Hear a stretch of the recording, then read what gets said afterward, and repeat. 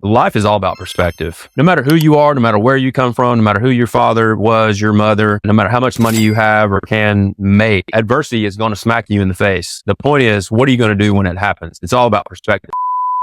What is going on, everybody? Welcome to the BizDad podcast. Today, I am super excited to chat with Darren Light, a good buddy of mine, a business partner of mine on our very first deal, which I'm sure we'll chat about, our very first apartment deal, our large deal. And I'm really looking forward to digging into a little bit more of the personal side from you that I haven't probably gathered as much on. Apparently, my son is also excited as he's joining in on the recording already. And I'm still wearing his pajamas at 2 o'clock in the afternoon, the joys of homeschooling. But Darren, why don't you go ahead and introduce yourself? Tell us about who you are. Tell us about your family, and tell us about your business.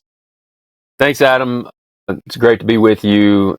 We had this scheduled in the past a few months ago, and I blew it in regards to being prepared and checking on my calendar. Bro, here we are again, thankfully. Yeah, so started in real estate in 2016. I'll back up a little bit further. I was married 20 plus years, and I have two grown children currently, son and daughter. My daughter's 29. Man, God, that sounds old. My son is 24. So my wife now and I, Penny, we have two grandchildren from my daughter, almost 4-year-old granddaughter and almost 10 months old grandson. So, grew up with divorced parents, so never thought that would happen to me. You never planned for that to happen. We can go into more detail about that further in this discussion, but just kind of give you an overall sense of who I am, where I came from. Went to school right out of high school. Thought I was going to be a football coach and a teacher because that was ingrained to me. Football was my life. Got to play Division III football, which was a blessing. That ended up not teaching. Met my future wife at that point while I was still in school. Finished my mechanical engineering degree, got out, and we didn't have a family though till about 6 years down the road. So we were great as parents. We just weren't great as husband and wife at that time. And as I said, we can get into more of that. But so let's fast forward to 2016. I was already divorced 6 years at that point. I'm in my early 40s at that point. Knew that I did not want to work for another person for the rest of my life, and had always had what I would consider somewhat of an entrepreneurial spirit in regards to I fell into the trap of, hey, this MLM business looks great. I could sell that. I can convince someone else to do that. I went through a couple of those, totally wasting time and money. Finally, when I turned to real estate, actually at the whim of a friend, we went to a guru seminar here in Knoxville, Tennessee, where I live a little bit north of there currently. And that was what I would consider one of those everyday basic, hey, go buy single family rentals, learn how to flip a house. That There's so many groups of people out there trying to pitch that to someone else. Spent way too much money. But from that, started down the path, still holding on to my W-2 as a mechanical engineer. Got up to 5 single family homes with 1 triplex as well. So we had 8 units total, and we were flipping 3 or 4 houses a year. We're going down that road. And then in the fall of 2017, discovered multifamily, didn't know anything about it. Went to a multifamily education event in Knoxville, about 150 total people. Joined an educational platform at that point where later down the road, yourself and I met, as well as some other partners. In the fall of 2018, we bought our first large stressed multifamily asset. Thought we knew what we were doing. It was apparent that we did not. But the lesson from that venture is, number one, I have great friendships to this day, such as yourself, from that. Still have a partner that I've done several deals with from that.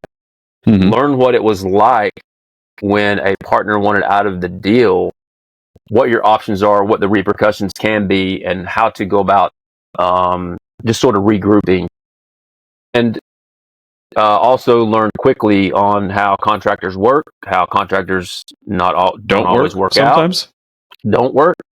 The legal repercussions of that, or potential legal repercussions. All in all, and you and I were joking about this just before we jumped on, I would say that you can always say, well, Darren or Adam, do you regret that? I could say yes, but without that, I don't have the lessons that I had to get me to the point that I am at now. You fail forward, as people like to say. We went 2.5 years without a return of capital. The point is, we didn't lose money. We made a little bit of money after it was all said and done, and learned a bunch. Learned a ton. Cut our teeth in the industry is what I'll tell people. And when you share that story with people, let me say that if you have a fear of sharing a story like that, you shouldn't, because if people are not going to understand, if people can't understand where you've been and what you've been through and why you know what you know, oh my gosh, he failed in a deal. Or to your point, how would I ever partner with him? You can't have that fear if you know where I'm going. So that's being real and being authentic. And generally, people are drawn to that authenticity, and they understand, well, now you're successful, so obviously that's helped that person. So don't want to get off on that first deal, but it is important along the journey. So a couple years down the road, I was asked to start coaching for that same education platform. That is very gratifying to me, to help people along their journey, no matter what it is, whether it's multifamily real estate, whether it's just in life, whether it's in marriage, as a young man or young couple, things along that sort. So that coaching,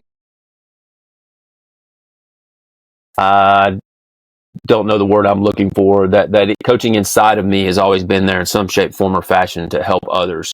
Whereas I thought it was going to be, football back in the day. There's a reason God didn't bring me down that path. Various reasons. Fortunate to be able to pour into people today, and what now my wife Penny and I are doing. I'll just go ahead and throw it out there. We think that we've been called to pour into younger couples, just married, just engaged, to say, hey, no one ever gave us this particular advice about A, B, and C. Please understand that you need to be doing A, B, and C to prevent what happened to us. And then we can get very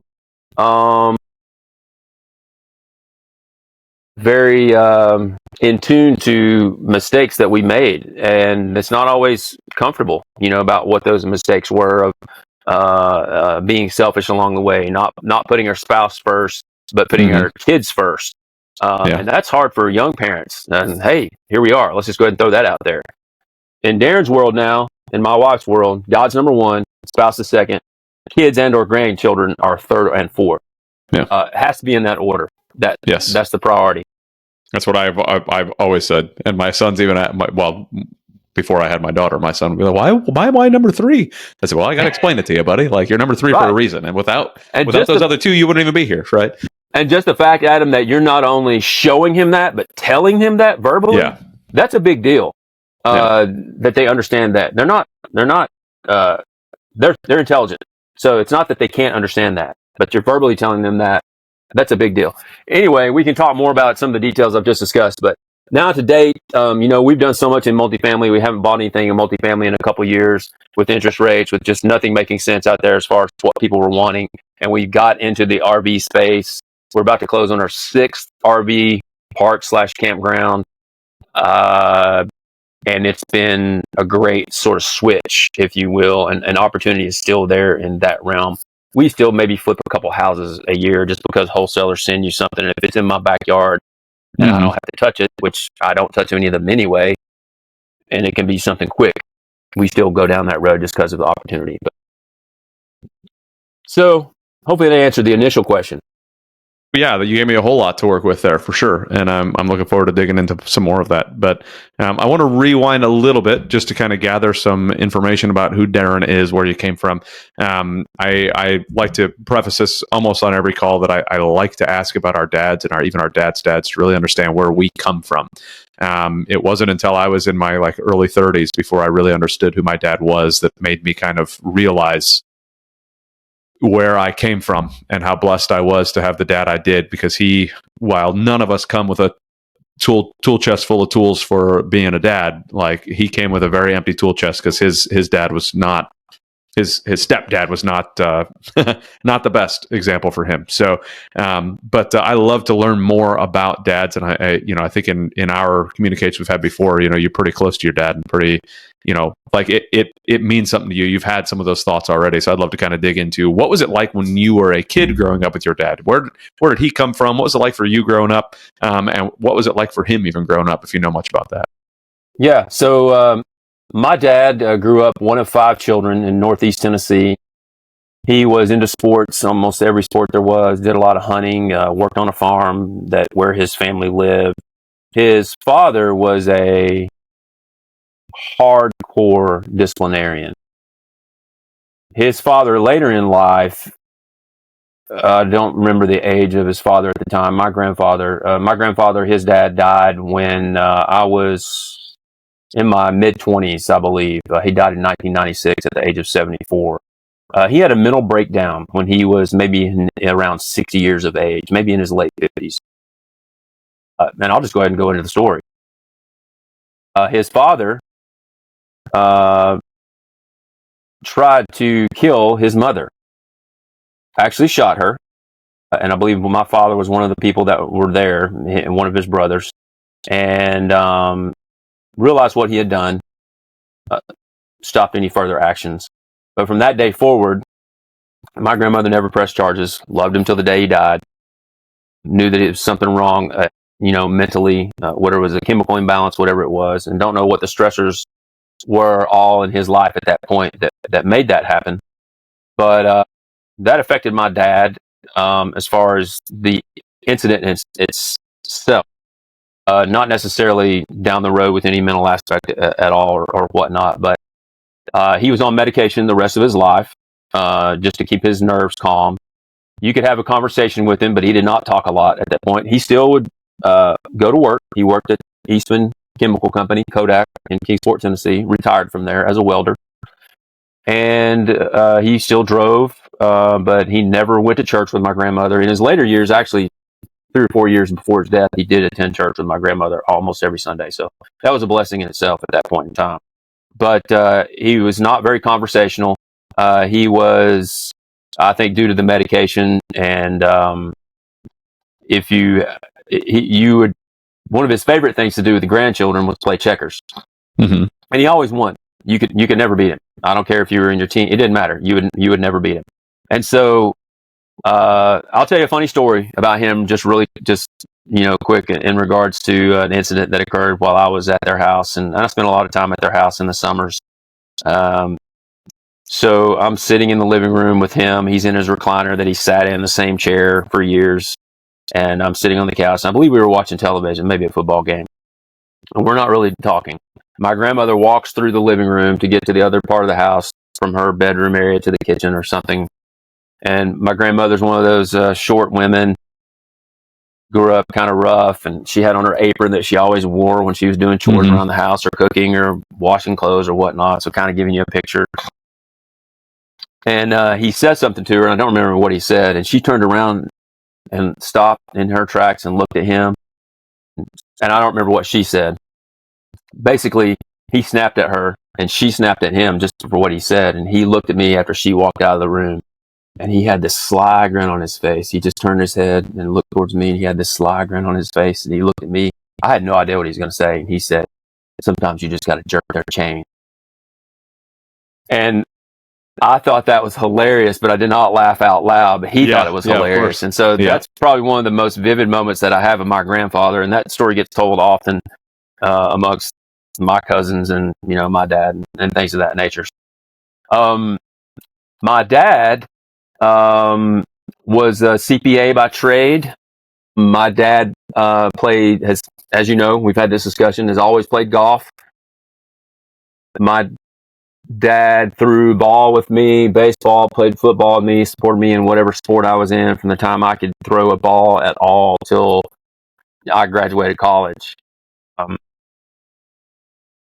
My dad was very strict. My dad grew up very conservative, meaning you didn't even burp in front of your family. You didn't even fart in front of your family. This is how he was raised. To this day, this is the way it is. So when my parents divorced, I was around 8 or 9 years old. And we still spent our regular time with him. My mother moved across town, and to this day, I always had a great relationship with my dad. And it was my sister and I just have one other sibling. She's 3 years younger than I. I think my dad had a harder time relating to my sister, and I think just because of her being female, he didn't really know how to relate. She would tell you that to this day, but they are very close now. But in my eyes, even as a little kid, high school, playing ball, being at college, playing ball, he's my hero. And the weird thing is just because of being my dad, he's my hero, and the time that he spent with me, playing sports, doing whatever, but not really from a spiritual aspect, because I did not get that from my father. I don't remember going to church with my dad. To this day, we invite my dad and my stepmom to church often, and they just won't come. I know that he's a Christian, but and I was always raised in church, no matter what household I was in, grandparents, parents, it didn't matter. So that's been a blessing overall. And I had other influential men in my life from the churches I grew up in that poured into me because my dad wasn't around. And so I got that from other men, and was fortunate that I did get that. And I also got that. Let's talk about my stepfather. So my stepfather and my mom were married 40 years. He was quite a bit older. He was a Korean War veteran. He just passed a couple of years ago, almost 90 at the time. So while I inherited the closeness of a father and a hero status from my father,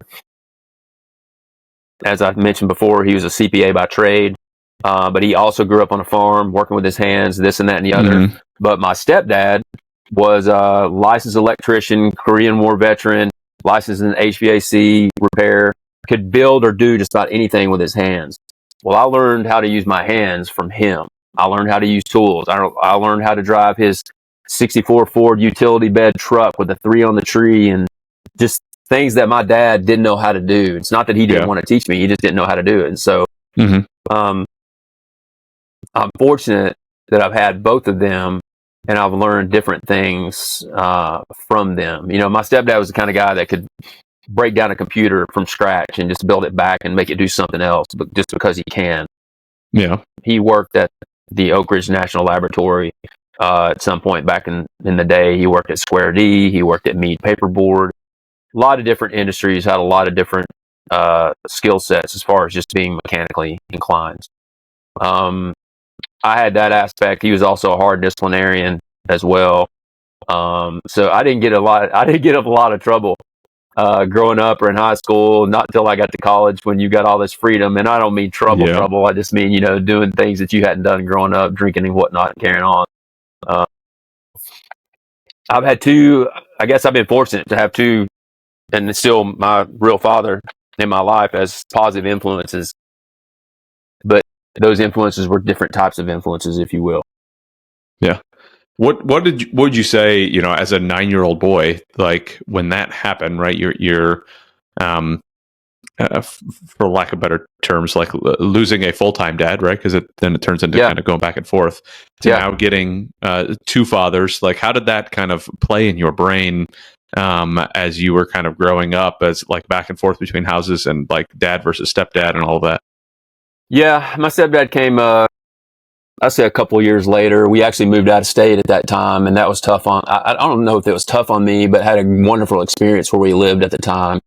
And I knew that I missed my dad, but I'll be honest with you, as a 9-year-old, I don't think I really understood what was going on. Yeah. If that makes sense. Because you had no frame of reference, if you will. I just knew that when I would get to see him, I couldn't wait to see him.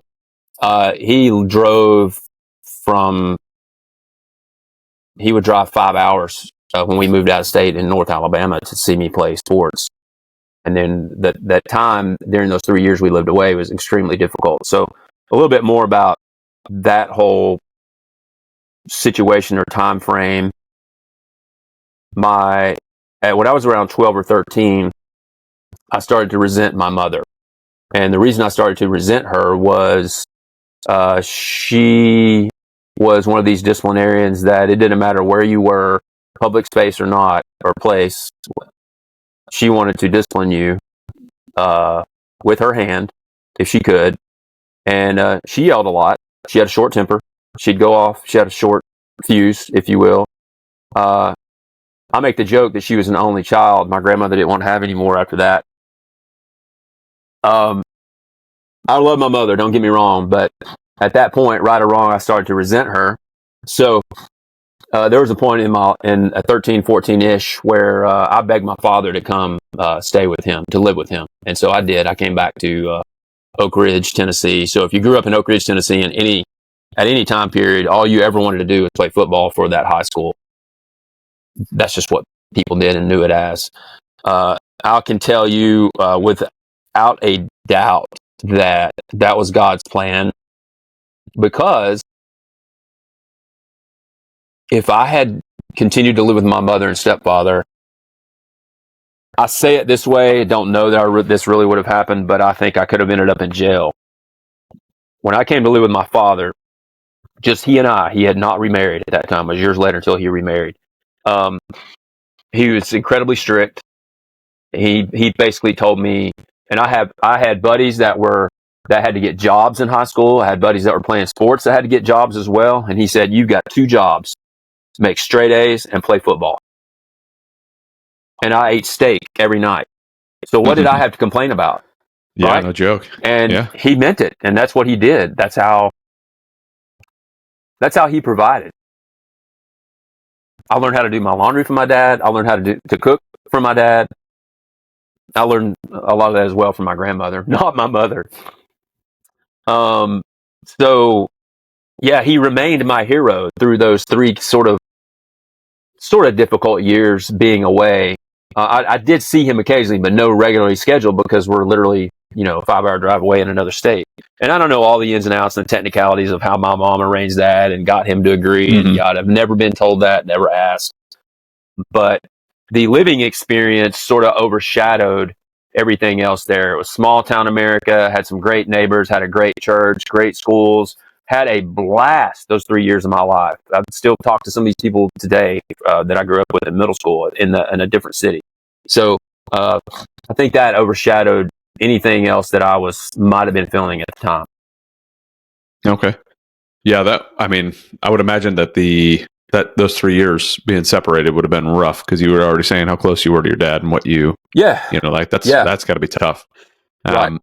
What do you think, like, as you were growing older, right? Like, you lived with your dad for a while, and as you grew up and started to realize kind of the dynamic between your mom and your dad and all the separation stuff, what kind of, self-analysis / analysis of your family have you done / did you do, or conversations you have that help you kind of work through anything that you may have been holding on to, or maybe you're still holding on to, I don't know, to be able to kind of work through some of the thoughts and pain you may have experienced? Yeah.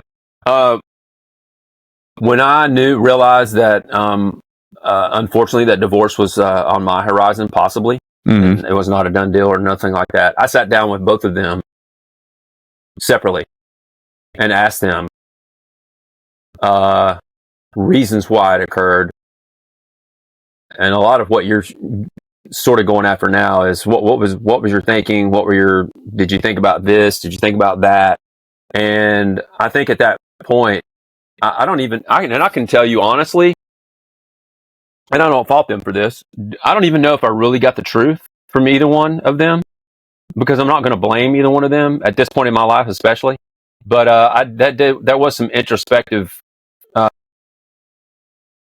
that I needed to hear, and it sort of helped me almost excuse. Well, yeah, let's go with that. It helped me excuse why they might have been why it may have occurred in their life, and still me having the ability to not have to hold anything against them. I've never felt like I've never played the victim mentality, I guess, if you will. you do need to understand, and don't get me wrong, and I'll credit my son. I know this is a comment from left field. So my son is very interested in sociology, psychiatry, I guess more psychiatry, and is studying for his MCAT as we speak to go down that road. And he has encouraged me, even as late as a few months ago, and I've gone to therapy. I've talked to some counselors, even at this point late in my life, because I do think there's healing there. I don't think you're going to ever figure everything out, because you have to look at things with the perspective of, hey, I'm still blessed to be in the situation that I'm in. Look at my family that I've been able to raise. Look at my children that I've had gotten the privilege to raise. I have 2 great children. Sure, did divorce hurt them? Absolutely. Absolutely. But where they are in their life now, and, my son and I in particular, we've gone through some counseling, which needed to happen. And so, to his credit, he encouraged me to go down that road, or else I probably would not have done it. And I think there's the old adage, you wish you knew back then what you know now. Yeah, that's true. But I will say, you are never too old. Never too old. I don't care what your number is chronologically, to change, to be a different person, to have a different outlook on life, or to go get some help. Whether it's helping you or helping someone in your family, you're never too old to. I think this happens in church a lot too. These 70, 80-year-old people that have been doing the same thing for years, even though they've been going to church their whole life, sometimes you'll hear them make comments that makes you think God can still use you. Oh yeah. But you've got to allow him to use you. You're not just trying to get to the end. I can't stand that comment or that mentality, if you will, if that makes sense. Yeah. No, I funny enough, the last podcast, I think it'll be coming out right before yours, with Russ Kimura. He was talking about that with his dad, where his dad is now just now like involved in the church, like giving his testimony at church, like having a small group at his church, which they had been wanting that for a long time, and it finally came out. And I'm saying the same thing about my dad, trying to get him to that point, right? Because it is never too late. And he comes from an area of, I want to call it quite church hurt, but close to church hurt, which made him just not want to go back to it, But yeah, I think that everybody in their life needs to be able to realize that no matter where you're at, no matter what you're doing, no matter what you have experienced, you can always grow from where you are now, right? Everything that happened to you yesterday got you to where you are today, and you could change what happens today to get you to a better tomorrow. Like you just have to take the action and figure out that you want to do it and make the real change. So I applaud you for jumping on some of that. Well, I appreciate that. And I'll just jump on your comment about the person was church hurt. A lot of times I call it butt hurt.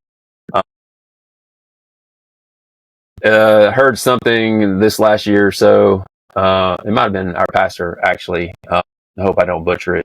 It's not that profound, but it makes sense. If you're looking to people will hurt you 100% of the time. But if you're looking to Jesus, you'll never get hurt. But it has to be that, perspective. So we could have a whole other podcast on for sure. That right there. It's funny. Just recently, I posted something. Just recently at the time of this recording, but by the time this comes out, it'll be months prior. I posted something on my Facebook page about, I'm a fan of Jordan Peterson. I like what he has to say about men, about what it means to. I saw this. Go ahead. What it means to be a man, and not only a man, but like a quality person in life. Like his 12 Rules for Life book is awesome. That I think everybody should read and listen to. I listen to it because I don't sit down long enough to read a book, so I listen to it. But right now he's running around on his tour about We Who Wrestle with God tour, and there's a lot of people talking about him being a Christian, and I'm like, well, he's not a Christian, and he'll basically admit to that to a point.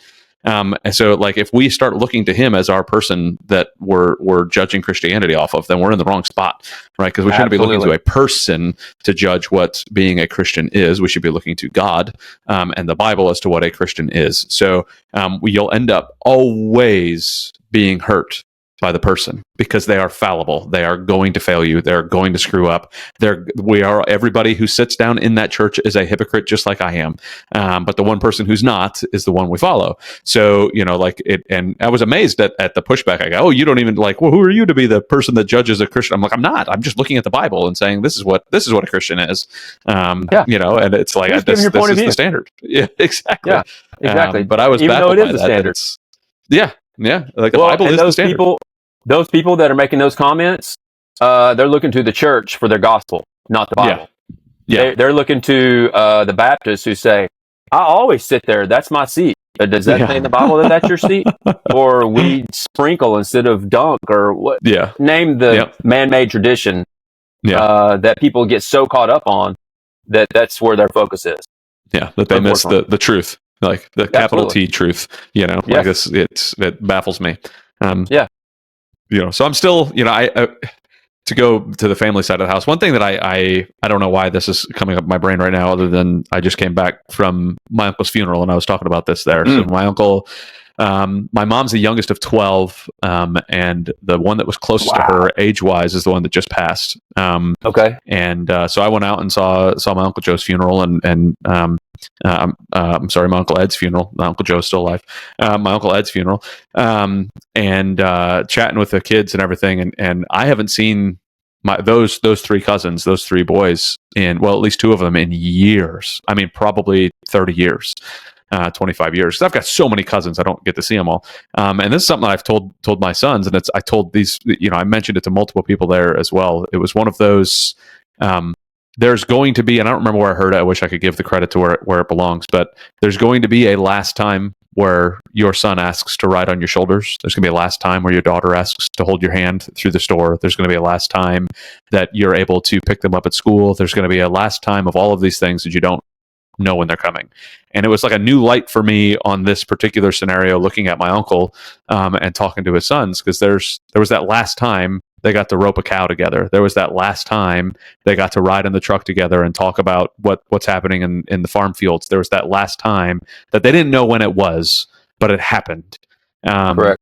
And to have both of my parents there at the funeral was a blessing for me to be able to say, you know what, there's going to be a last time I have these moments with them as well. And I don't want to hold on to things, and be so, adamant that this thing or that thing. And that's one of the things I really try to get out in this podcast often as well, is like, we don't have to do the same things that our parents did. We don't have to hold on to silliness. We don't have to be angry at our parents for not giving us something, because they probably didn't have to give, right? It was probably missing in them, right? And not to mention, we didn't live their life. We lived our life. So where we are is where we are, and where they are is where they are. So like trying to come together and understand where that is, and just be like, you know what, there's going to be a last time I get to see my dad. So even if I'm angry at him, which I'm not, like I love my dad to death, we're in a better place now than we ever have been in our life, right? Even if, I'm struggling with something with my dad, or somebody listening is having a hard time, there's going to be a last time you get to talk to him. There's going to be a last time you get to talk to your mom. So go and do it. Right. Like, have the fun. Same thing with your kids. There's going to be a last time you get to drop your kid off at school, or take them on a trip with you, or whatever. Yeah. So if you're so focused on making that next million, or, buying that next business, or doing that, and you miss out on those moments, like, what the heck? Like, you're in a completely different world, Correct. You just touched on something, because you used the phrase, even if. And the reason it stands out to me is because when Penny and I were going through pre-marriage counseling, which we did not do in our previous marriages, we chose a Christian counselor who had been divorced. And the reason we chose that Christian counselor is because, I will say, and he described himself as this way. Number one, he's divorced. Number two, he had some life on him, and he could bring as much spiritual perspective as we wanted to our counseling. And so that's two of the biggest reasons why we chose him. We would get into counseling, and oftentimes the phrase, what if, would be brought up. And he would correct us and say, you have got to use the phrase, even if this happens, not what if. Because you can't say, it's a total different perspective only with the use of one word. And it makes perfect sense. Even if this tornado comes through and knocks our house down and we're alive, then we can regroup and live another day. Yep. Even if this $1 million deal doesn't go through, but yet I still have the time freedom that I do now, but I don't really have the true money freedom yet, because we know money freedom generally follows time freedom. I can still go on and work towards that deal next time. So that just stood out to me, for whatever that's worth, to the audience. Yeah, I love the thought there, the perspective, because it does, as you were saying that, I'm thinking, okay, well, even if, because there is this thing called till death do us part, right? Too many people are at the until such scenario happens that I can walk away from you, right? And it's become much more beautiful to just be like, okay, well, I have the freedom to just get a divorce whenever I want to. Like, that's just become a beautiful thing in the society, and it's like, oh, so easy. And it's like, okay, so you have zero desire for commitment, like, is what you're telling me.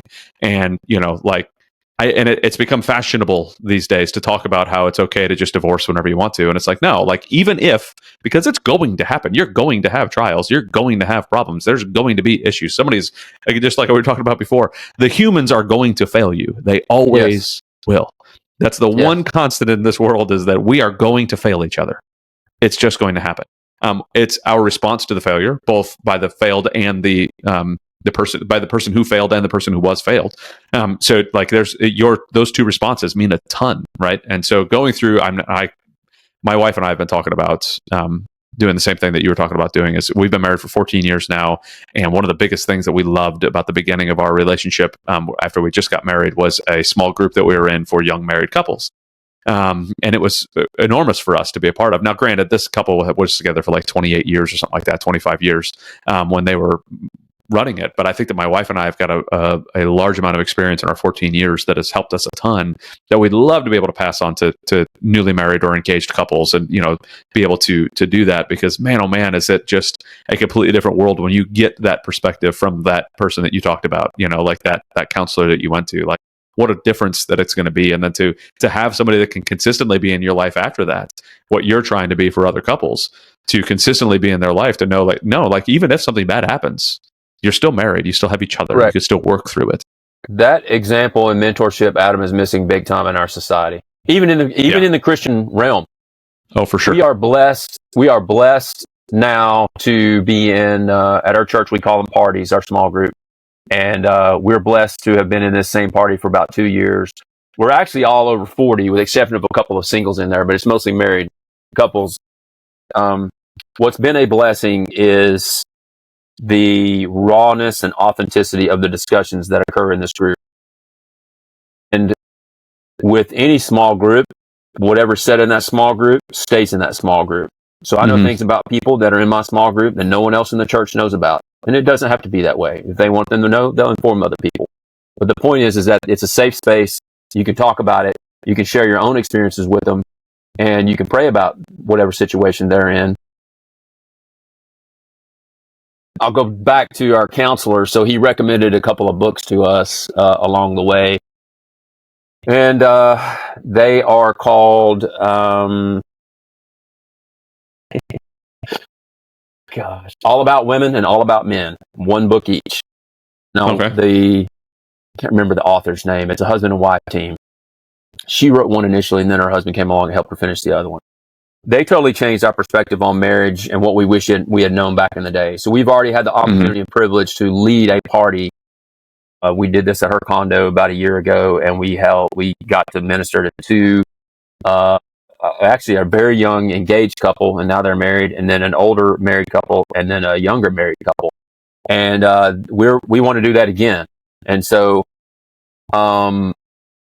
it's all the things that we wish we had known or had been told. Because I'm just going to go there.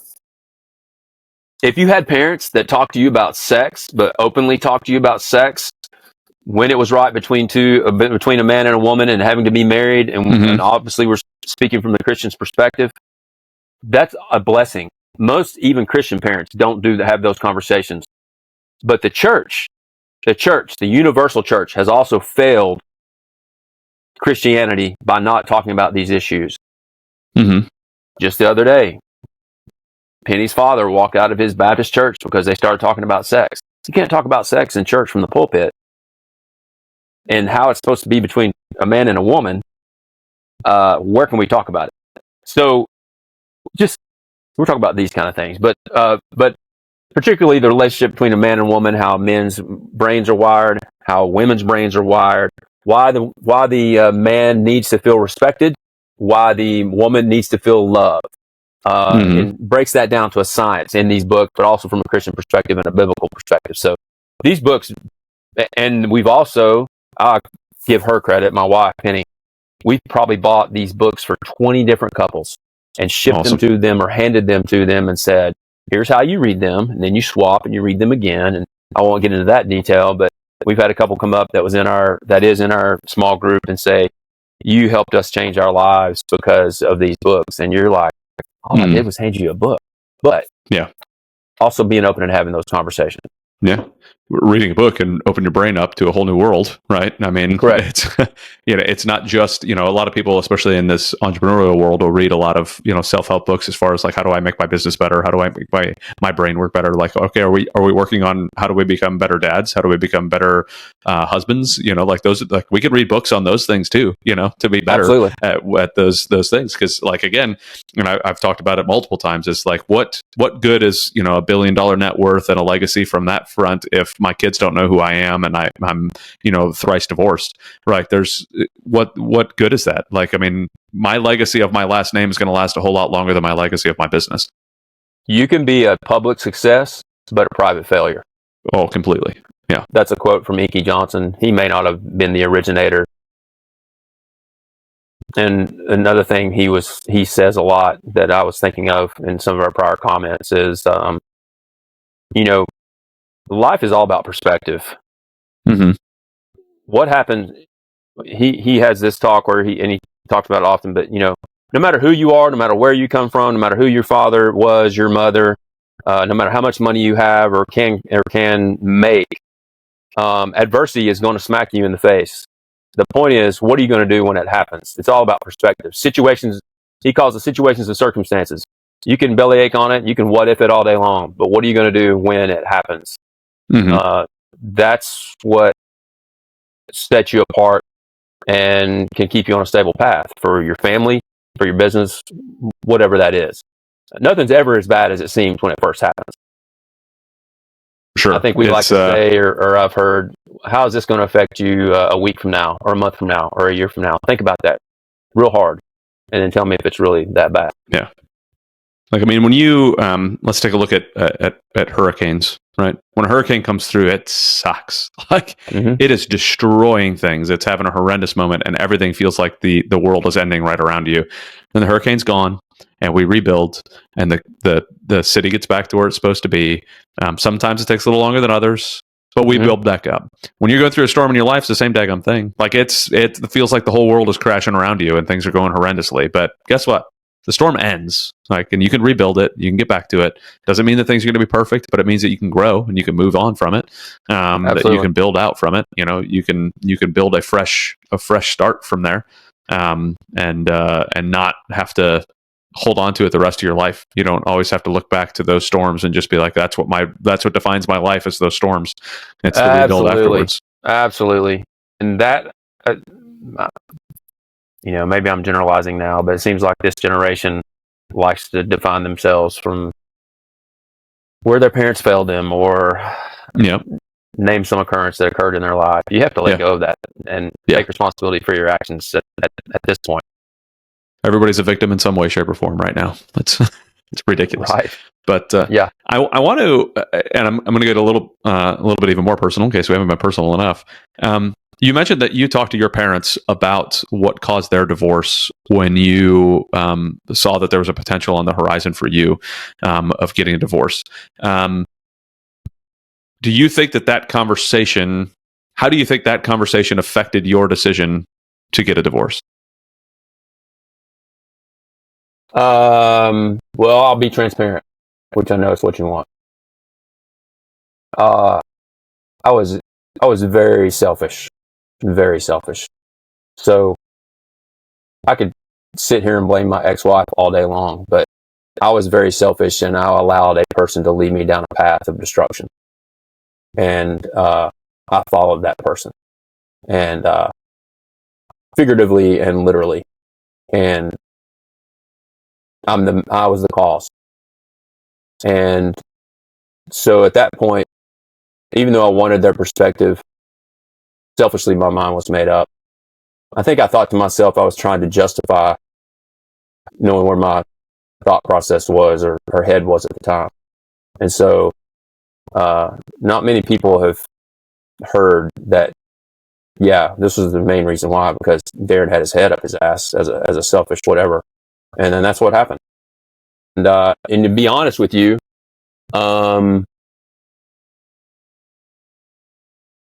I can say that I allow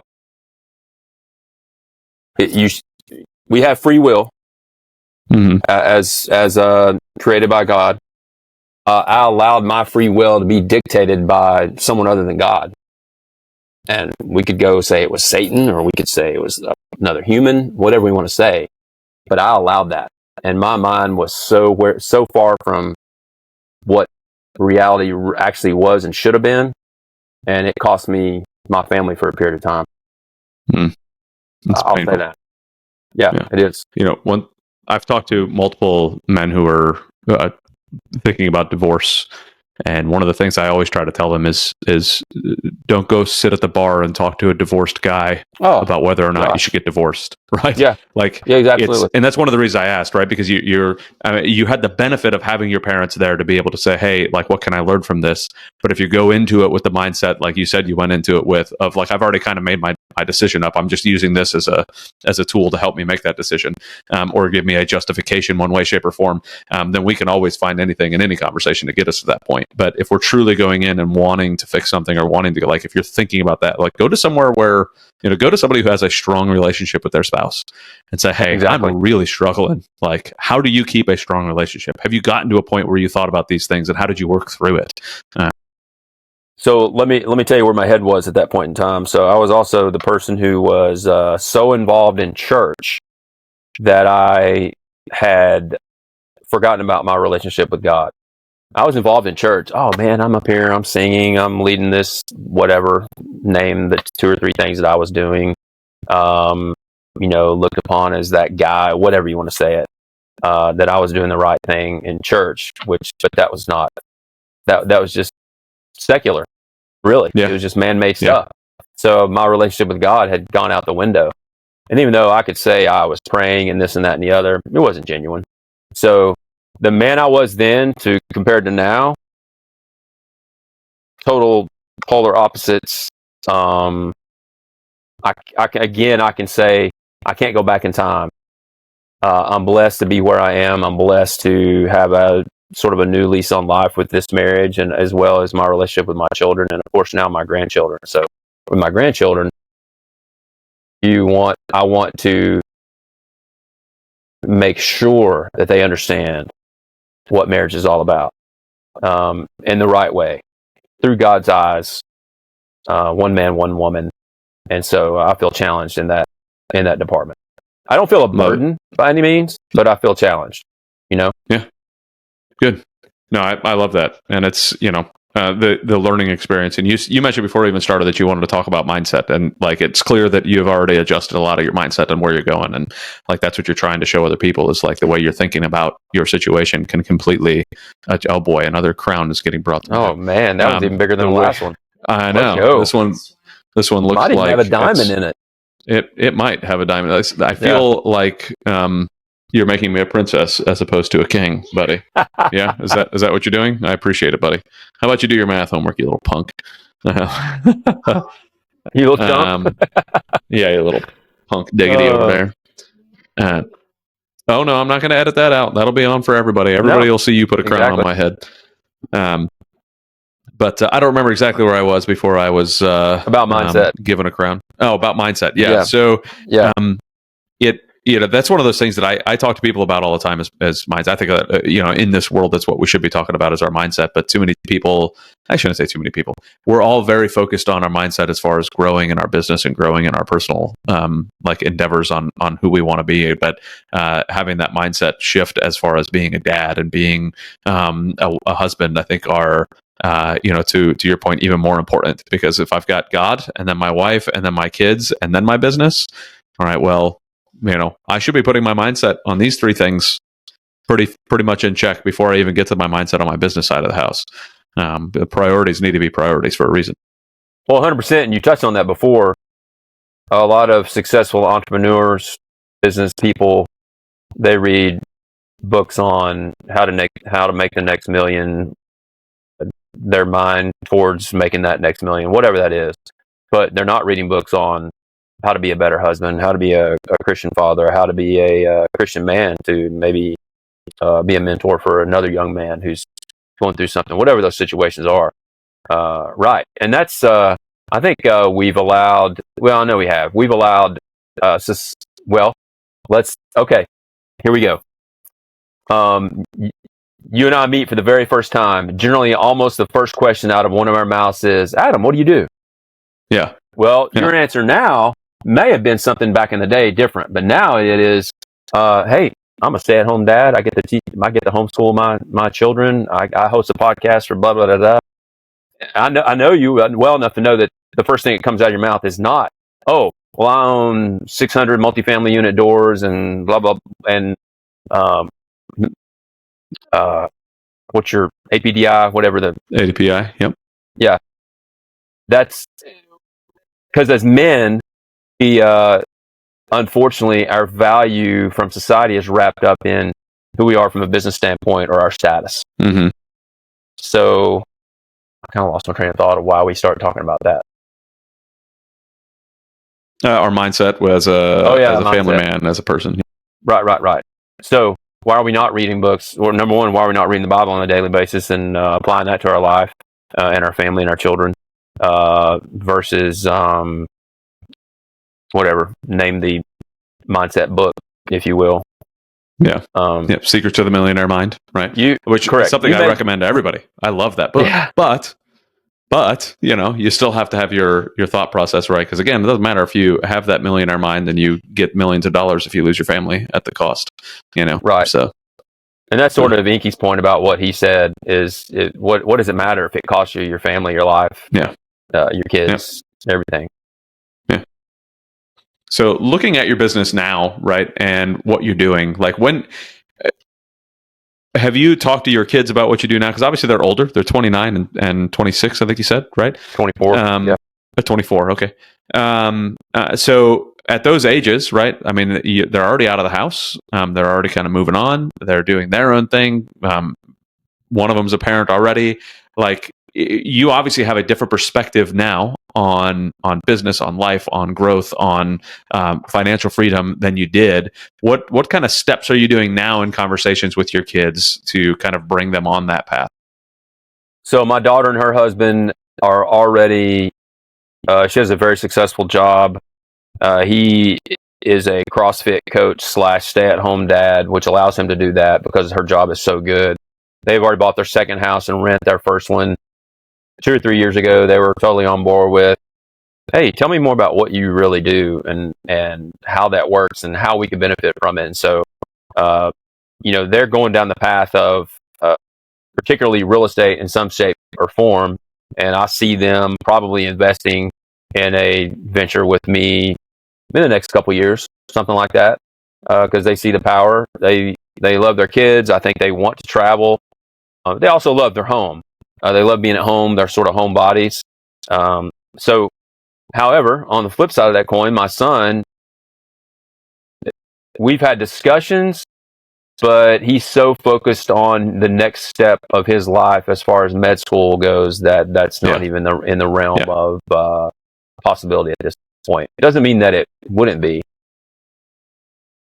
And, I've had very specific conversations and showed them on paper, hey, here's your father's will. You may not want to talk about this, but we need to talk about this. Yeah. If this occurs, you're actually going to be heirs to these particular assets. Here they are specified. You have to know how to do da-da-da-da-da. Of course, you and I both know that depending on how the OAs are written, how they may or may not participate in that opportunity. We've had those discussions. Yeah, definitely my daughter's interested. I think she sees the power of it. And then especially from a tax benefit, I've shared that with her. She's smart.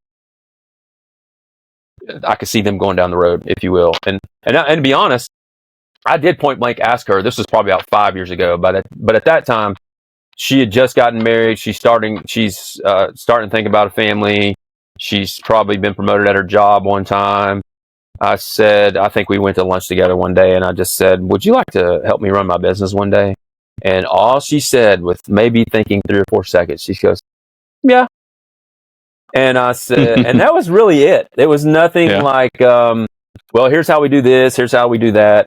And I said, you know what? That answer is good enough for your dad right now. We'll talk about it one day.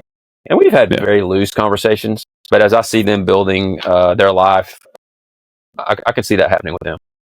Mm-hmm. So I don't want to go down the what if I did this or what if I did that train. I just kind of want to, had you known then what you know now, right? Let's talk to a dad who has, a 5-year-old and a 1-year-old sitting there in their house. Kind of what sort of exposure do you wish that you would have given your kids at the younger ages? That, obviously with a W-2 and working as a mechanical engineer, there's like, you're not bringing real estate to their world and financial this or that. I mean, maybe you did. I don't know what conversation you had, but what conversation would you recommend somebody that has that 5-year-old and that 1-year-old at home start to have, or at least things to put in their path to help them better understand the power of what business and real estate can do for you? One of the conversations we had with our children when they were small was through a biblical perspective. Was we talked about tithing often. Mm-hmm. We would, when someone would give them money, we would tell them, hey, you have to literally take 10% or whatever you want to take and give it to the church. You have to bust that up. We would give them change so they could do whatever. We had those conversations. I know that they both do it to this day, which is a blessing and a feel-good story as a parent, if you will. Mm-hmm. But now, I think you're a good example of this. Your children are how old are your kids? What's your oldest one? 9. They're able to understand more what you do and why, but you're also doing it the correct way. You are big on fatherhood. You are big on marriage. You are big on life from a Christian perspective, and then everything is secondary. You've taught them that from day one. I guess one thing I probably would have done, sort of like what you've done now, to be honest with you, is hey, you're having those verbal discussions. You're not just figuratively hoping they do this or that, or they're steering them in a certain direction. Or I know they're listening and watching because they see what I'm doing. No, sit down and talk to them. Talk to the 5-year-old. They can understand. They may not understand everything, but the fact that you're having the discussion one-on-one, you're also treating them like a person. Well, I think that in entrepreneurship or business, children can't just, yes, they can see what you're doing, but you should literally have conversations with them, even if they're 5 years old, about exactly what you're doing. And the more you have those conversations, the more they will understand. They may not understand everything. I can think of 2 or 3 partners of mine in various ventures, real estate ventures, where they always have pictures of their kids, doing due diligence on a building or looking over underwriting, even though the child probably can't help them with their underwriting, but they're right there in their lap, such as your son is now, just along for the ride. So and it kind of goes back to our one of our early comments in regards to you can't be afraid to talk to your kids about anything, no matter what it is. Even though they're children, they're still humans, and they deserve to know what you're doing and why. They understand more than we give them credit for. How's that? 1,000%. And I mean, I get compliments all the time about how my kids have like adult level conversations with people. Absolutely. Like, I could sit down because we have adult level conversations with them. I don't talk to them like they're 5 and 9. I talk to them like they're little men, because that's what they are, and they're just fine. They can learn a whole lot. We talk about investing and all the fun stuff. Do you remember what investing is, buddy? Or are you too tired to think about it? I don't remember. You don't remember? Oh, well, all right, fine then. Way to make daddy look bad. But I love you, buddy. Little punk. Great. But yeah, I mean, we talk about investing and what it takes, and I've been researching, and my son's been watching me research, trying to find some good vending machines for our vending machine business that we're building with the two boys and me. And Nice. Okay. Now time to go to the good stuff. now it's time to go to the good stuff. What's the good stuff, buddy? Icy machine We have an icy machine. Yeah. Oh, from Dave & Buster's. Okay. Are you going to sell those Nice. ices? We're going to make a business out of that. Are you crazy or what? Yes, I am crazy. It's true. It's true. that's fantastic. I love hearing that.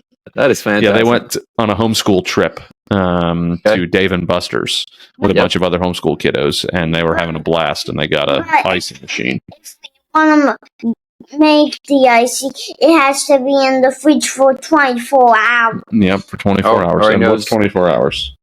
One day. One day. Very good. Yep. Good job. And we also got this giant candy stick. Yeah, you It's did. like this long. Yeah, it's huge. Okay, Huh? that's a huge. huge pixie stick, huh? Yeah. Yep. And it's just sugar with Yeah, first ingredient. some flavor. Yep, some sugar with some Okay. flavor, and that's all it is. Yeah. Pure sugar, call which it is natural exactly what kids flavor. need. Of course, yes, it's natural Which is- flavors. Yeah, All Yeah. on the up and up. yes, completely not natural at all. Yes, that's what that is. Yes, Exactly. same with natural coloring. Yeah. Anyways, And the You the thing we got from Dave & Buster's is new Nerf gun. yeah, Even though we only have 1,000 toys. only 1,000? Okay. is that it? That's all you have? Is Did you get plenty of Nerf ammo? He said, "Did you get plenty of buy Nerf ammo?" Plenty of Nerf ammo? Yes. Okay. And we have a playtime today, but our dad has to do it tonight, which it will be way harder to find the arrows because we're playing the bone air, the North battle outside of our house. I didn't know we were doing the Nerf battle outside. Oh boy, Oh. this is Will going it to be be darker? adventurous. It's harder to find them because it's darker, or the grass, Mhm. or what? Okay. Maybe your Yeah. dad planned it that way so he can load up on more ammo when you shoot past him. That's what he's trying to do. He's going to try Maybe to I did. stock up. You think I planned it that way? And I did plan a pretty good fortress. You planned Okay. a pretty good fortress. There's no way you can shoot me. Oh, you Is there got a way you're that going you to can shoot blockade me, yourself though? in? I have to make a little hole so I can shoot you out. Yeah, He's got it figured out. he does. He's got this all figured out. You made a fortress with your brother too? Yeah, Oh my but goodness. we had to make a different fortress because it was with pillows, with sheets. Okay. Yeah, that was And- my I'm not next going to bring question. that one outside. It wasn't a stable fortress. Wasn't a stable All right, fortress. that's a big word for your Yeah. age. I'm impressed. Do you know how old I am? 4-ish. Okay, one off. Very good. Yep. Yeah. 5.5. You know, that Oh, half 5 and means a a half. lot. We count Yes. halves when we become Yeah. 5. Well, yes, we have to count halves. But anyways, yeah. So that's for me. That's one thing I try to pass on to people to go rewind back to what we were talking about is like the importance of the involvement with your kids. I just something came across my messages from GoBundance, and it had talked about, and I haven't listened to it yet, so I really want to. I look forward to digging into it. But the subtitle was basically, so do you know who Patrick Bet-David is? Yes. So I love listening to him as well. Solid guy to listen to. But there was a chat that he had apparently with his dad about, do you regret not being as involved with your kid? Because his dad, obviously an immigrant from Iran, working in a 99-cent store. And the subtitle was basically like his dad has no regrets of not being more involved with his son. And I'm like, boy, I really need to listen to that more because I'm very intrigued to know, like, is that a clickbait type of thing, or is that something? Because I could not imagine now that I'm doing what I'm doing, not having this involvement with my kids. Correct. And there's another group of dads that it's mostly Go Abundance guys, but we're in a chat that's just for dads. And one of the guys that I don't know how I haven't had him on my podcast yet, but I'm going to have to get him on my podcast, talks about that every morning he has breakfast with his kids, and they sit down and they discuss like 4 or 5 different topics. It could be anything from economics to, to Formula One, because he's a big Formula One fan. But he's like, and when I was talking about doing homeschool, it was like every dad I talked to that was homeschooling were like that. I will never look back and say, I wish that I did not have that much time with my kids. Like there's just no way that that's going to happen. Correct. And that's why I chose to do what I'm doing. And like, I love that you even were sitting down and talking to your kids about stuff when they were younger. Like you have to. And too many parents are so absent-minded about what level of involvement they should have with their kids, because they just go through the motions instead of doing things intentionally. Like it means a lot to me to be intentional, and I fail miserably at it every day. Don't get me wrong. Like I am continually a work in progress as far as being a dad, just like I'm continually a work in progress as being a Christian. Like it's always a never-ending battle that you have to keep going. But man, the involvement that I have with my kids is something that I'll never look back at and regret. It's priceless. You cannot put a price tag on it whatsoever. I absolutely love it. And that means, you already know this, that means certain sacrifices along the way. But at some point, you don't even look at them as sacrifices. Whatever those things were, or that you thought might have been, now that you're into it and have been for a little while, you're blessed, man. You get to do it. Yeah. You get to do it. Yeah. Yep. And it's a massive blessing to be able to. It's wonderful. Absolutely. I just lost my train of thought. What the heck was I going to say? I don't remember what I was going to say, but you're right. I get to do it and I love it. And I look forward to my wife retiring next year, and then she gets to do it as well. Man. Her boss just asked her yesterday, like, hey, what do you want to do when you retire?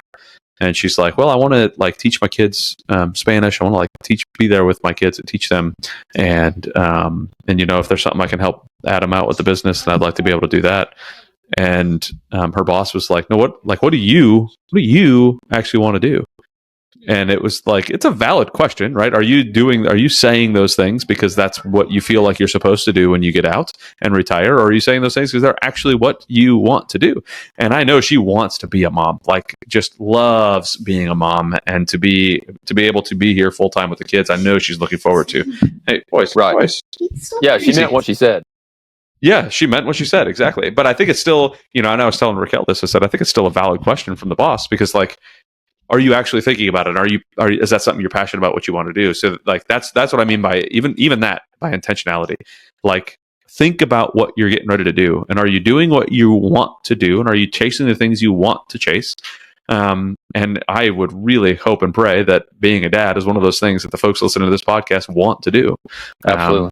Because, well, you had kids. So, and I know we all know how kids come. So it's your choice to do that.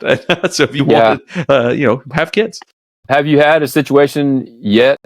Where you've had a dad reach out to you and say, hey, Adam, however they reached out to you on social media or whatnot, and said, I just stumbled upon your podcast. I just want you to know you've inspired me to do A, B, and C more with my kids or my family or whatnot. Have you had that yet?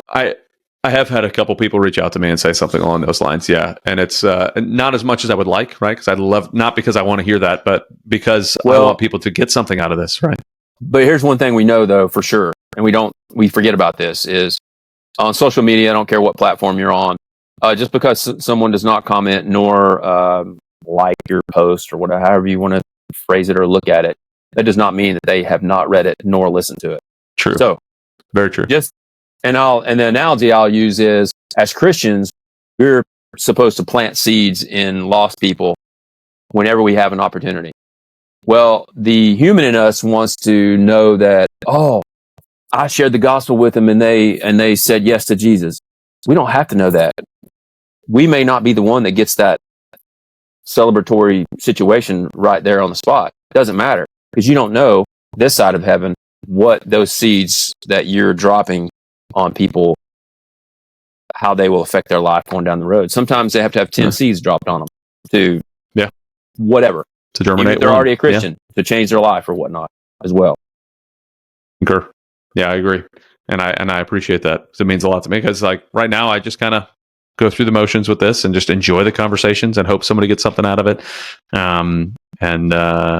Which is not a bad place to be, because I truly do enjoy these conversations and I get to learn from each one of them and apply something in each one of them and, have content for my kids when they're older to be able to just, wow, this is something Dad talked about. I remember being in that office while Dad was recording, Man, that was one thing. It was one of the reasons I recorded with my dad as my first episode for that reason too. It's like I get to now I have something of me and my dad having a deep conversation about being dads, what it was like for him, what it's like for me, like what our thoughts were at the time that is going to live forever. Right. I mean, that doesn't go anywhere. It's in the internet forever.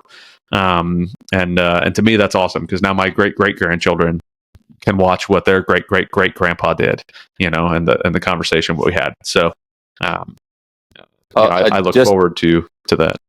Along those lines, I don't know if we've ever talked about my grandmother, but my grandmother passed be 2 Decembers ago this coming year. She was 102, and my mother's mother. She was the matriarch of our family. She never met a stranger. Everyone who ever met her wanted to just be around her more. Mm-hmm. She when she was, I don't know, sane mind till the day she died.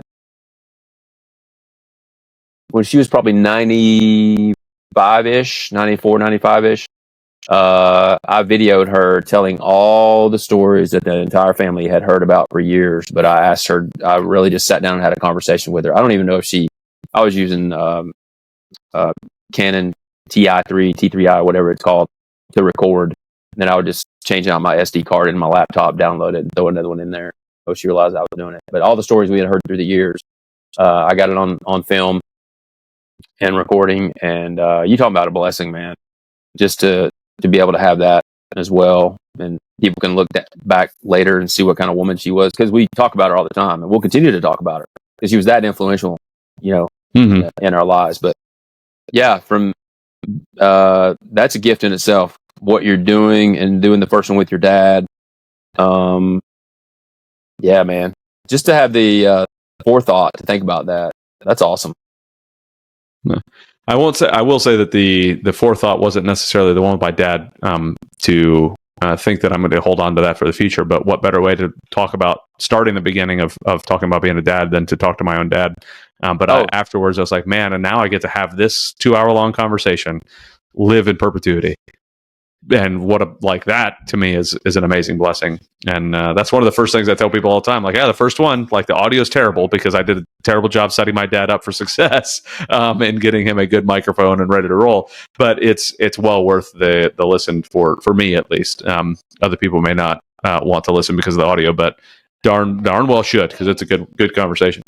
Yeah, I love that. So I want to go into the business side a little bit more and kind of, obviously you said you started your real estate journey in 2016, doing some flips and doing some, buying, I think it was 5 single families on a duplex or a triplex, I think you said. Triplex.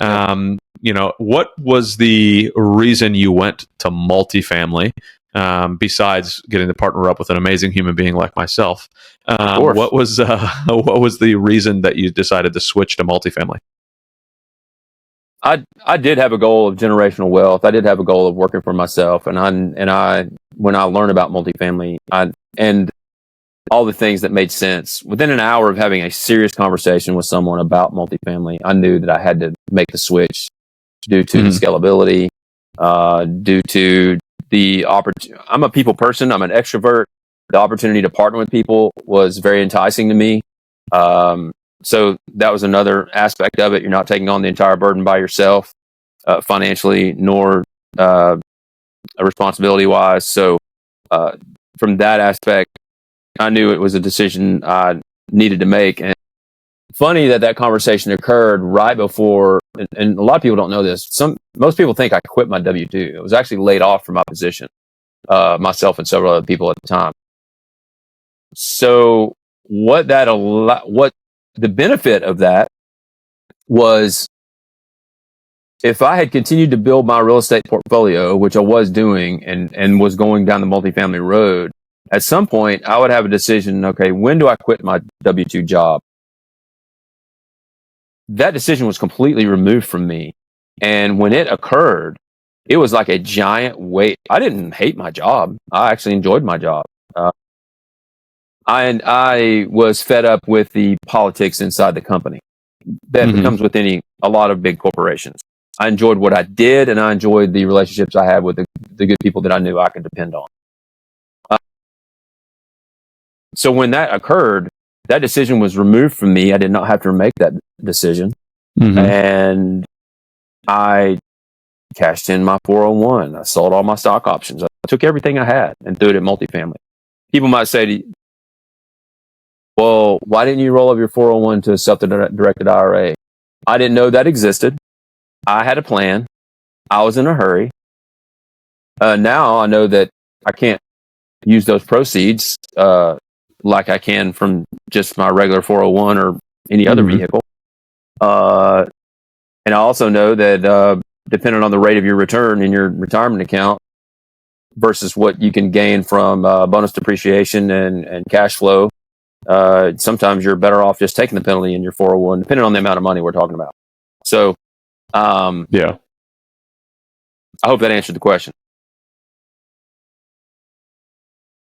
Yes, it did answer my question. And it's, I think that to go onto the 401k and self-directed IRA, and I wish more people would know about those types of things as well, right? I mean, it's a phenomenal tool to be able to use. Sure. But again, like, you don't get the proceeds until much later, right? If you're going through that whole process. And sometimes it is, we tell and I don't ever advise necessarily, like, because obviously I run a education company for military members, right? And the government's 401k is called a TSP.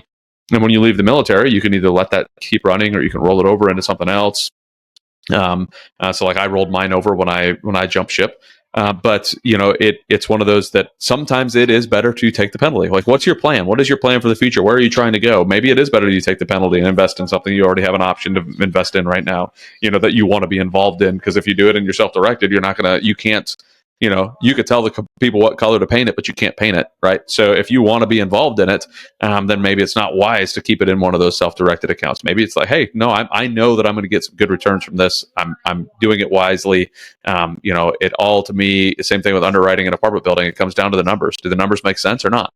Like if like some people are like, oh, I won't ever get a bridge loan because they're, you have to pay 10, 12% on it. Well, sometimes a bridge loan makes sense. Like if you calculate into 10, 12% and you still get to make money later on, does it get the deal done? Okay, we'll do it. I mean, our first deal, we had to go bridge to bridge. We did it twice in the same deal. Like which, not exactly the wisest move, but it's the only thing we could do at that moment. But But do the calculus, understand what it is. Don't just follow what, some smart person, quote unquote, said on some blog that you read. Learn about all the different options, learn about what's out there and make the right decision for you. So I went off on a tangent that had really nothing to do with you jumping into real estate, but, no, it makes sense. I love that you put that level of dedication into it. Now, why is it that you chose, like, hey, I'm just going all in. I'm selling it all. I'm doing all this stuff, and I'm going to go full in. Because a lot of people would have received that and been like, okay, well, I need to go back and get another job before I start this. I need to do. Were you already kind of working on your mindset by that point? Were you kind of already in this journey of really strengthening your mindset, or was that something that came later? I think I was already in the middle of that because when the layoff occurred, I was so fired up about what I was going to do with multifamily and real estate in general from that point forward. And basically, it was like, okay, let's strap on the pads. Let's go. It was that mentality, right? It's game time. So it became, it was not hard for me at all. I guess I'm maybe naturally wired that way. Does that mean I've never made mistakes? Obviously not. We've already talked about some mistakes. But in order to take the initiative and to start something, to get something done, I can do that. I can do that in different aspects. I can bring a team with me to help accomplish the goal as well, based on their abilities, their mindset, their skill set, what have you. So then I got into more. And here is the. I had what do I call it? I had a moment where when I read the book Go Giver by Bob Berg, Mm-hmm. which was recommended, and this was in 2018, and I remember reading it at the beach in 2 days. And I'm not an avid. I've read more in the last 10 years of my life than I have all my previous years combined. My reading comprehension is weak, so I have to read something 2 or 3 times to fully grasp it, to fully understand it. It's just one of my weaknesses. So, although my point is, the Go Giver was a very easy read for me, about 140 pages. I read it in 2 days. I was so enthralled with the message of the book. I identified as a person in the book and realized that I had a gift to connect people, to reach people with my authenticity, to bring them along with me on whatever ride it is. It doesn't have to be real estate, and not be apologetic for it. Because as you know, one of the things us as men suffer from is imposter syndrome. No matter how confident we are, or how successful we've been, we are naturally, that will sneak into our brain at some point in time, or our minds. It's just something that happens. And so we have to remind ourselves and pray and read the word and continue to fill up our tank and know where that's coming from to be the person that God has created us to be. But when the human side wants to play games with us and we allow that to happen, that's when we question our abilities, our emotions, and what have you. But that book allowed me to accept who I am as a person, what my gifts are, and go from there. So truly, it was like a liberating, man, this is who you are. You don't have to be ashamed of it. I'm not the best underwriter.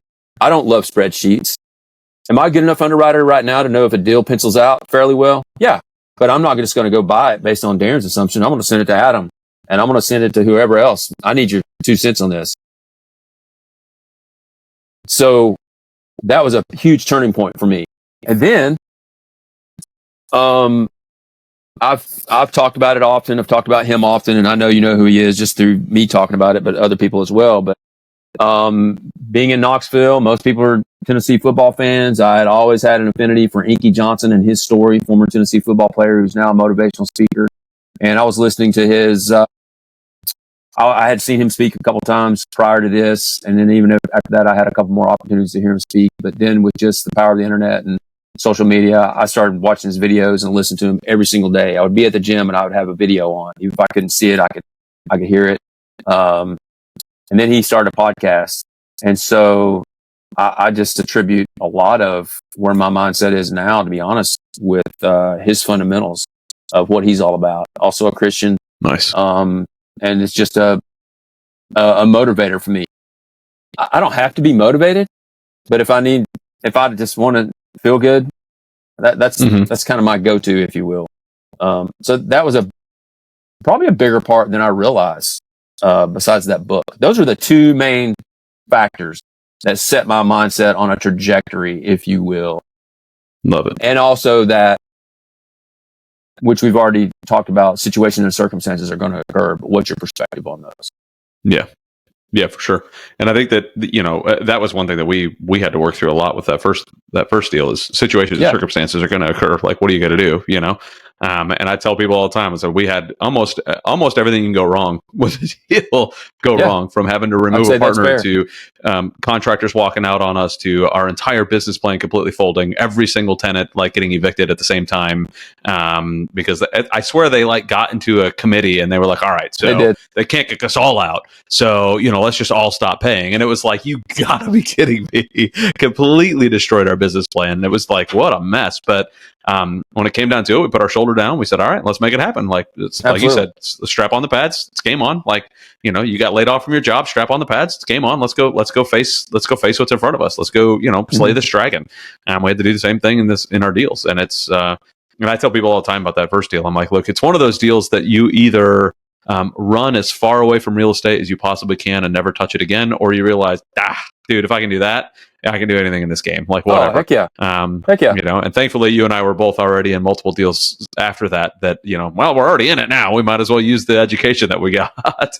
So, correct. I mean, what a endeavor that it didn't pay off monetarily.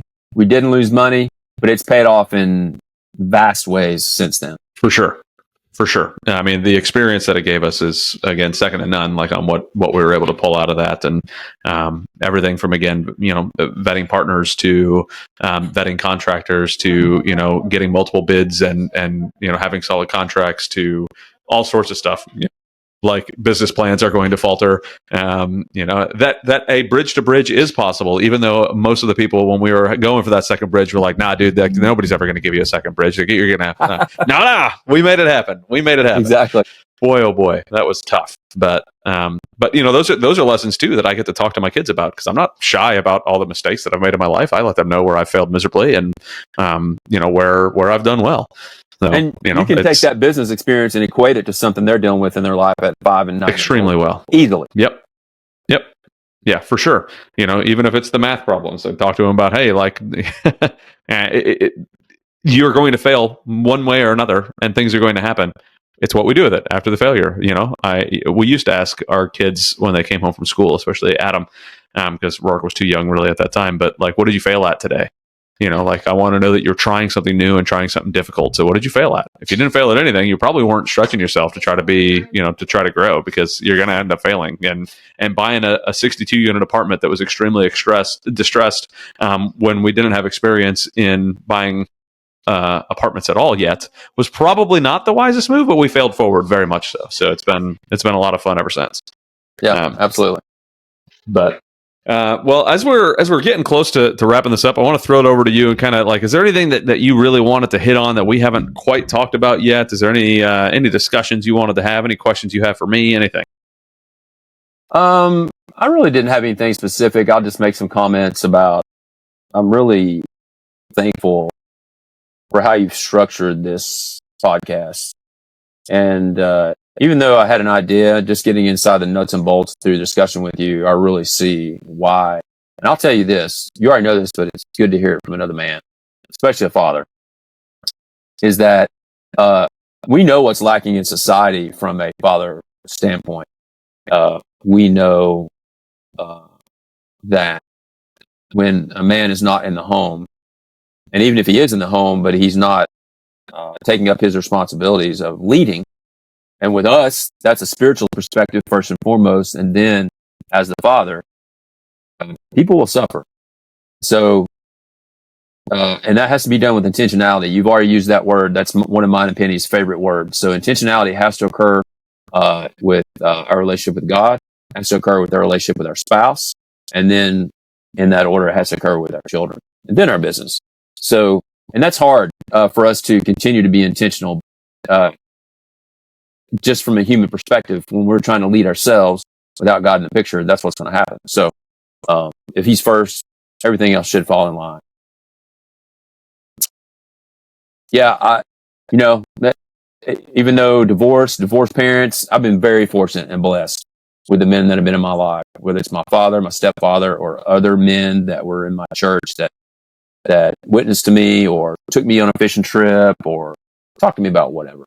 Was also an example of a father in their own family. It's been huge. So I would just say, for yourself and whoever's listening, don't take this responsibility lightly. It's a privilege. God, it's such a privilege.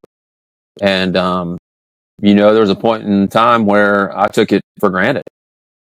And I'm blessed to be able to start pouring into my grandchildren. And there'll come a day where I'll have conversations with them about, hey man, I made this mistake growing up. Don't do what your pappy did. That's what they call me. Yeah. I really appreciate that. I mean, it's, I try to constantly, I hope and pray that everybody listening to this hears it and says, there's a problem with dads, into a point that they know that they're involved dads, right? But I want everybody listening to this to know that we have a bad problem with absentee fathers in this society, which is leading to a lot of the problems that we're seeing. So I really want to encourage fathers to be there constantly, to grow with their kids, to help their kids grow and be stronger, wiser. My goal for my boys is for them to be better men than me as they grow up. So if I could teach them to be better men than me, by representing at least what it means to be a good biblical Christian man, then hopefully that continues. And as they're climbing up all over my stuff behind me, Being boys. Rourke lost a quarter. They're doing math together, having to flip the coin, which has been a really good time. Nope. You want us to keep together? All right, we'll keep together. You guys, I can. How about I get the coin in a minute? I'm almost. And done. I would offer this, Adam. And I know you've probably said this on your show every time you do it, but if a father listens to this and is struggling, reach out, man. For sure. Reach out to Adam, to me, anybody else you've heard on this podcast. We're created to pour into other people. Sometimes the problem with men is we think, oh, what's in it for me? That's not how God works. And sometimes from a business perspective, people say, well, how am I going to get paid if I invest in this guy time and whatever it is? That's a total bad way to look at a situation as well. You never know what you're going to get back or if you even get it back. And you may not get it back this side of heaven. So that's the other thing that you need to remember. And some men don't even know that. So yeah, and that's one beautiful thing I love about that book, The Go Giver, right? Being that person who's willing to give, and eventually it'll come back in one way, shape, or form, even if it's only emotional. Like even if you only get something inside about it, it's going to come back to you. Just 100%. Do what you can. So yeah, to your point, Darren, if anybody is struggling, they want to reach out, please reach out. Like I would love to chat with anybody who's struggling, anybody I can help out in any way, shape, or form. So, and obviously Darren is the same way. So Darren, I greatly, greatly appreciate you coming on. It's been a long time coming. I'm glad we finally were able to make it happen. But thank you so much for jumping on. If people wanted to reach out to you, what is the best way for them to get a hold of you? I don't mind throwing out my phone number. It's 865-310-6362. You can get me by email, Light, DLIGHT 6362 at Gmail. You can find me on Facebook. You can find me on LinkedIn as well. Yeah, I'm always up to chat about life, business in general. I was just chatting up a couple younger 20-something-year-olds in the gym before I came back to do your podcast. We were just talking about business. It was only about a 5-minute conversation. So you never know how they're going to take it when I overheard them say something and I said, I had to offer some advice. So whether they take it or not, That's funny. Yeah. Time will tell whether they do or not. Never know. But hopefully you see them again at the gym and they tell you how they loved the advice you gave them and they're, crushing with it. So, hope so. Well, all right, everybody reach out to Darren. I am positive that he'll be of some great help, as I'm sure you've noticed throughout the podcast. But thank you again, Darren, for jumping on. Thank you for everybody listening. Please like, subscribe, comment, all that stuff. I want to see more comments. I love to read some comments. Tell me where I've screwed up in what I'm talking about, or tell me where you agree with what Darren and I are saying. And let's get a conversation flowing. So thank you again, Darren, and thank you again, everybody, for listening. We'll see everybody on the next show. Thanks, Adam.